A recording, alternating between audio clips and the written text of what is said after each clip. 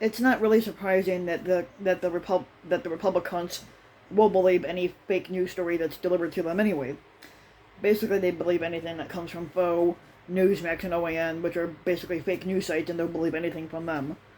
The political Republicans are more likely to believe news stories that are basically that are lie filled than the Democrats are, because the Democrats actually research, but and the Republicans don't. Um, the researchers have reported on Wednesday. It's the latest in a series of studies that show people on the political right, even though I don't know why they call them right, because there's nothing right about them, tend to not only be targeted by fake news, but they believe that the fake news to be correct even if it's a lie.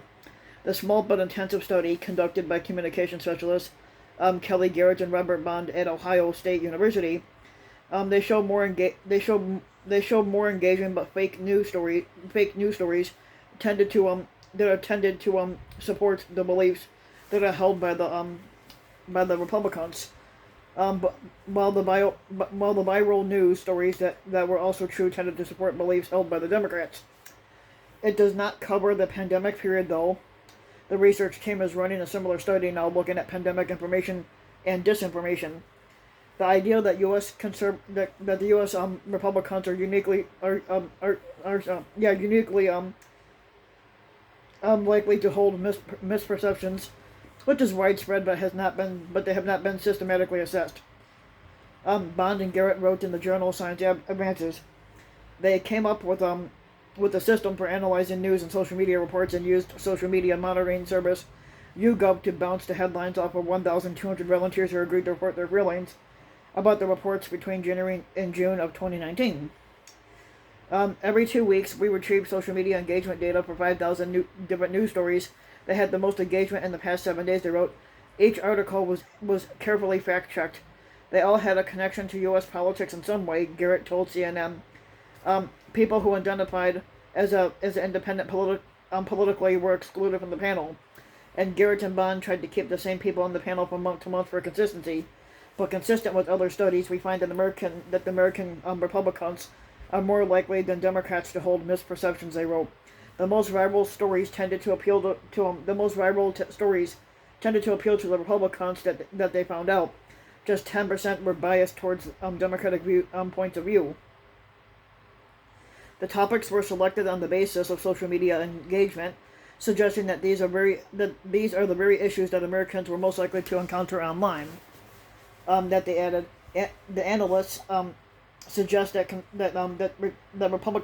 republicanism is associated with a lesser ability to distinguish between true and false claims across a wide range of political issues, and with a tendency to believe that all claims are true. The study also shows that the Republicans' propensity to hold misperceptions is partly explained by the political implications of this widely shared news. Socially engaging, truthful claims tend to favor the Democrats, while engaging falsehoods disproportionately favor the Republicans. These results underscore the importance of reducing the supply of the right-leaning misinformation. The Republicans were a little less likely to believe stories that were actually true, the researchers found, but it's tempting to try and read this as evidence, and that the Republicans are more biased or somehow psychologically predisposed to misperceptions, and we can't say that shit. Garrett said. It might be that Republicans are being targeted more. We have evidence that the media environment is shaping people's misperceptions, he added. But our data suggests that the composition of the media environment is playing a great role now. Garrett and his colleagues are now studying a panel of volunteers looking at the pandemic information and misinformation. But he has not looked at any of the data yet, but he suspects that he will find what other studies have also shown, and that people who identify as a Republican are more vulnerable to misinformation about the pandemic and vaccines. President Biden had noted this Wednesday in urging more Americans to get vaccinated. And getting the vaccine is not a partisan act, but the science was done under Democratic and Republican administrations. Matter of fact, the first vaccines were authorized under a Republican squatter and widely developed by a Democratic president, deployed by Democratic President Biden, said in the televised speech. But it's not clear what can be done to reduce the load of false information.